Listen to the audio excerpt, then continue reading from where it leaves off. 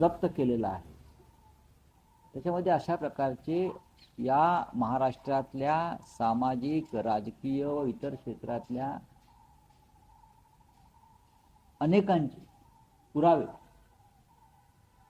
त्या मुद्देमालामध्ये असल्याचं आता सांगितलं जातं। महाराष्ट्रामध्ये अंधश्रद्धा निर्मूलन कायदा आम्ही मंजूर केला महाराष्ट्रामध्ये शासनानं, आणि असं असताना सुद्धा शासनातल्या महत्त्वाच्या पदावर बसलेल्या व्यक्ती, मग महिला आयोगाच्या अध्यक्ष असतील, मंत्री असतील, आमदार असतील, हे सगळे अंधश्रद्धा कुरवाळ, त्या बाबाचे कोणी पाद्यपूजन करताय, कोणी त्यांचे पाय धुतायत, कोणी त्यांच्या पायाचं तीर्थप्राशन करताय, कोणी त्यांच्याबरोबर पूजेला बसलाय, कोणी जादूटोणा करताय। खरं म्हणजे ज्यांची छायाचित्र आलेली आहेत त्यांच्याबरोबर, पाद्यपूजेपासून ते त्यांच्याबरोबर पूजेला बसण्यापर्यंत किंवा इतर विधी करतायत ते अंधश्रद्धेच्या, त्या सगळ्यांवर देवेंद्र फडणवीस यांनी गृहमंत्री म्हणून आधी अंधश्रद्धा विरुद्ध निर्मूलन कायदा जो आहे, अंधश्रद्धा निर्मूलन कायद्यानुसार गुन्हे दाखल केले पाहिजे, ताबडतोब गुन्हे दाखल केले पाहिजेत। आणि महिला आयोगाचे अध्यक्ष आहेत, महिला आयोगाच्या अध्यक्षांचं काम काय आहे की महिलांवरील अत्याचारासंदर्भात आवाज उठवणं, अशा प्रकारच्या गुन्हेगारांवर कारवाई करणं। पण ते बलात्कार करणाऱ्या गुन्हेगारांचे जर कोणी पाय धुत असेल, मंत्री त्यांच्या चरणाशी बसत असतील, तर त्या महिला आयोगाच्या अध्यक्षांना आणि संबंधित मंत्र्यांना गृहमंत्री फडणवीस पदावर कसं काय ठेवू शकतात? त्यांना जर देवेंद्र फडणवीस यांना थोडी जरी नैतिक चाड असेल आणि कायद्याची चाड असेल, तर ज्या मंत्र्यांचे आणि संविधानिक पदावर बसलेल्या व्यक्तींचे संबंध तिथे उघडवत आहेत, आधी त्यांना पदावरून दूर करावं, चौकशी समिती नेमावी ताबडतोब, आणि जोपर्यंत हे निकाल लागत नाही तोपर्यंत सत्तेपासून दूर ठेवावं।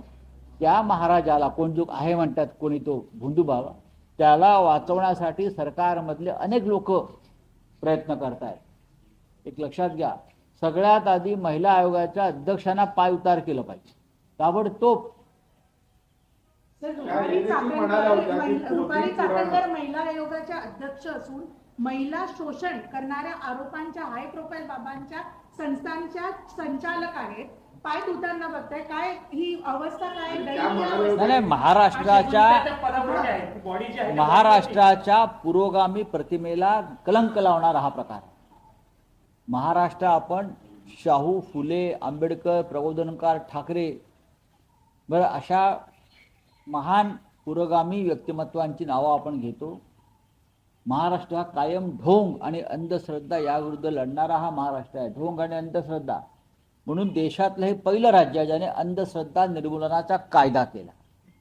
पण तुमच्या राज्याचे मंत्रीच सत्तेत टिकण्यासाठी, आपली पापं झाकण्यासाठी अशा प्रकारे अंधश्रद्धेचा वापर करून दबावाचं राजकारण करणार असतील, तर मला वाटतं की हे गृहमंत्रालयाचं काम आहे की संबंधित, आणि स्वतः मुख्यमंत्री आहेत ते, त्यांनी ताबडतोब बडतर्फ केल्या पाहिजे अशा लोकांना। जर एखाद्या महिलेवरती अत्याचार झाला ती महिला आयोगाकडे न्याय मागायला जाते, तर महिलावरती अत्याचार झालाय आणि त्या काय त्यांना न्याय नाही, असं या ज्या महिला आयोगाच्या अध्यक्ष आहेत त्यांच्यावरती आतापर्यंत अशा प्रकारचे अनेक वेगवेगळ्या पद्धतीने आरोप झालेले आहेत, त्या वादग्रस्त आहेत।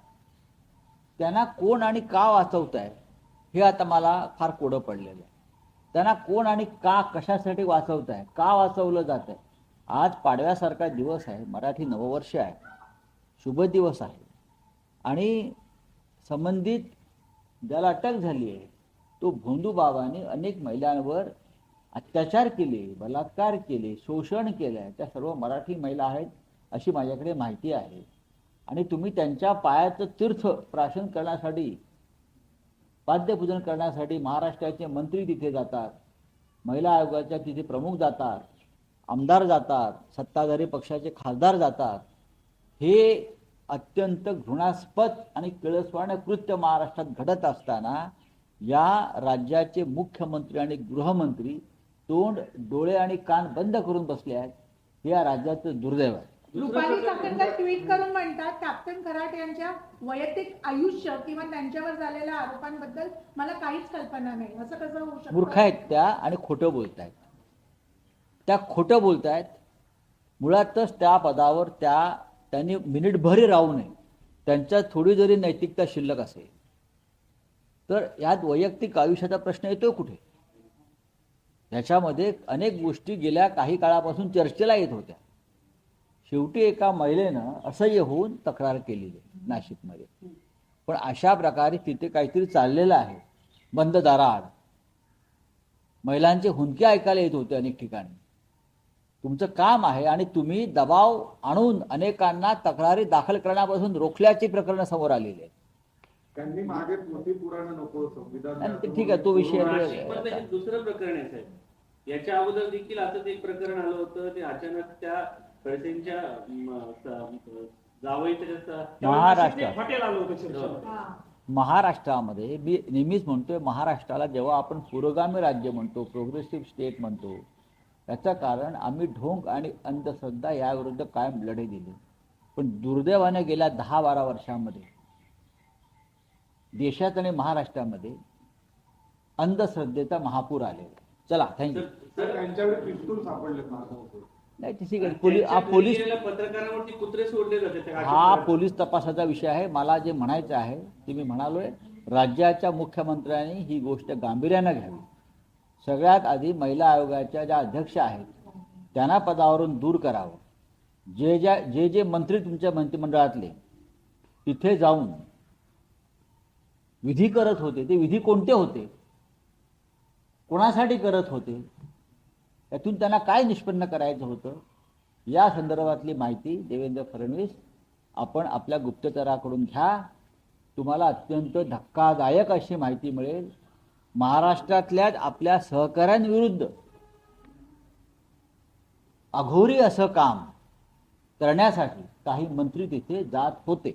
सर, काल तुम्ही एक ट्विट केलं रात्री उशिरा, कहाणी अच्छी आहे असं म्हणून तुम्ही एक व्हिडिओ राहुल गांधींचा जुना ट्विट केला. रेफरन्स आहे पक्ष सोडणाऱ्या लोकांचा. अर्थ काय घ्यायचा त्या ट्विटचा? त्याच्यामध्ये राहुल गांधींनी फिडेल केस्ट्रोची जी गोष्ट सांगितलेली आहे की सध्या जे पक्ष सोडतायत त्या पक्ष सोडणाऱ्यांची कथा त्यांनी सांगितलेली आहे.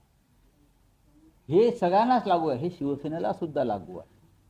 हे राष्ट्रवादी काँग्रेस पक्ष असेल किंवा जेथे जेथे नरेंद्र मोदी, देवेंद्र फडणवीस, अमित शहा पक्ष फोडेपणाचं काम करतायत, लोकांचे कार्यकर्ते, आमदार, खासदार फोडतायत, त्यांनी ती गोष्ट ऐकायला हवी. कारण शेवटी जे आमच्याबरोबर राहतात तेच आमचे लढवय्ये शिलेदार आहेत. जे पळून जातात त्यांच्याकडे दुर्लक्ष करा. ऑपरेशन टायगर याच्या मागे कुठे कसलं ऑपरेशन टायगर? सगळे फुसके पार आहेत. आतापर्यंत हे तुमचे काय उपमुख्यमंत्री शिंदे गेल्या वर्षभरामध्ये 25 काय 100 वेळा दिल्लीमध्ये आले. प्रत्येक वेळा ते आले की operation tiger, operation tiger, operation tiger. एक दिवस त्यांचंच ऑपरेशन अमित शहा करतील बघा तुम्ही. हे ह्यांना भारतीय जनता पक्ष अद्याप कळलेला नाही आहे काय आहे तो. भारतीय जनता पक्ष समजून घ्यायला त्यांना फार वेळ लागेल. आम्ही फार खोलात जाऊन अभ्यास केलेला आहे. तर मुरगा जमीन घोटाळा, चेंज जमीन घोटाळा समोर आला. त्याच्यानंतर राधाकृष्ण विखे यांनी 4000 एकर जमीन श्रीरामपूर तालुक्यात घेतल्याचं त्यांच्या कुटुंबियांना, नातेवाईकांना दिलेली आहे आणि निलेश लंकेंनी त्याचे आरोप केले. बघा, हा विषय अत्यंत गंभीर आहे. हा विषय 4000 एकर जमिनीचा विषय जो आहे अत्यंत गंभीर आहे. माझ्याकडे सुद्धा विषय हा आला होता. पण त्याच दरम्यान विधिमंडळामध्ये विजय वडेट्टीवार यांनी त्या विषयाला आवाज त्यांनी बुलंद केला. आता खासदार निलेश लंके त्याच्यावर बोलतायत. सरकारी जमिनी मंत्री आणि त्यांचे नातेवाईक हजारो एकर हेक्टर्स कशा प्रकारे लुबाडतायत याचं हे उत्तम उदाहरण. अशोक चव्हाण यांना एका प्लॉटसाठी राजीनामा द्यावा लागला होता. तिथे जैन मोंडवा आता हे 4,000 एकर कारण असं आहे की ते काँग्रेसचं राज्य होतं आणि त्यांच्याकडे किमान नीतिमत्ता होती. ते काँग्रेसची राजवट होती आणि त्यांच्याकडे किमान नीतिमत्ता होती. पण भारतीय जनता पक्षाच्या राज्यामध्ये चोर, दरोडेखोर, लफंगे, भ्रष्टाचारी यांना प्रतिष्ठा दिली जाते. त्याच्यामुळे जमिनी लुटल्या काय देशाच्या, राष्ट्राच्या, बरं का, कोणाला काही पडलेलं नाही. थँक्यू. बोलूया. सणाचा दिवस आहे सर, शेतकऱ्यांना मोठा फटका आहे. गारपीट गारपीट खूप मोठ्या प्रमाणावर महाराष्ट्रामध्ये अनेक ठिकाणी अवकाळी सुरू आहे. होय, मी आज पाहिलं की गारपीट आहे, अवकाळी आहे आणि प्रचंड नुकसान झालेलं आहे. आता हे जे बाबा महाराज वगैरे आहेत कोणी ज्यांच्याकडे हे मंत्री जात होते, त्यांचं एक कर्तव्य आहे कि आता या शेतकऱ्यांना मदत मिळवण्यासाठी सुद्धा एखादा यत्न करा. चला, क्या हिंदी में कुछ है तो बोल दीजिए. महाराष्ट्र में एक डोंगी बाबा बाबा का अरेस्ट हुई है. अरेस्ट हुआ है. देखिए, ये जो कोई है नासिक में, एक ऐसे व्यक्ति को पुलिस ने दबोचा है और उसके पास जो सामग्री मिली है बहुत रहस्यमय है, जिसमें महाराष्ट्र की महिला आयोग की अध्यक्षा है, कुछ मंत्री है, कुछ एमएलए है सत्ताधारी पार्टी के, कुछ एमपी है, बड़े बड़े उद्योगपति. ये ढोंगी बाबा शोषण करता था महिलाओं का ज्योतिष के नाम पर, और उसके पास महाराष्ट्र के बड़े बड़े मंत्री जाकर बहुत कुछ करते थे. अंधश्रद्धा, महाराष्ट्र में अंधश्रद्धा विरोधी कानून हमने लाया है, लेकिन महाराष्ट्र के मंत्रियों कानून को अगर तोड़ रहे हैं तो देवेंद्र फडणवीस ने बतौर गृह मंत्री सबसे पहले महिला आयोग की अध्यक्षा, और जिस मंत्री के फोटो और व्यवहार उनके साथ दिखते हैं उनके ऊपर कानूनन कार्रवाई तुरंत करनी चाहिए. और सबसे पहले महिला आयोग के अध्यक्ष जो उसके अंधभक्त है उसको पद से दूर करना चाहिए. महाराष्ट्र के और जिस प्रकार की वीडियोज और फोटोज मेरे सामने आए हैं, तो अब ये तो तय हो गया, ये सब मामला यानी महाराष्ट्र का जेफरी एप्स्टाइन फाइल जैसा ही है, उससे भी भयंकर है. अब देखिए, मेरे पास बहुत सी वीडियो आए हैं, एप्स्टाइन फाइल है, और ये मुझे लगता है उसमें ऐसे भी बड़े बड़े लोग हैं भारतीय जनता पार्टी के और सत्ताधारी पार्टी के. अगर ये सामने आएगी, पुलिस अगर सामने लाएगी, उनके पास 56 क्लिप्स है उनके मोबाइल में, अगर ये सामने आएगा मामला तो महाराष्ट्र की सरकार गिर जाएगी. नेशनल वुमेन कमीशन क्या है, इसके ऊपर एक्शन लिया?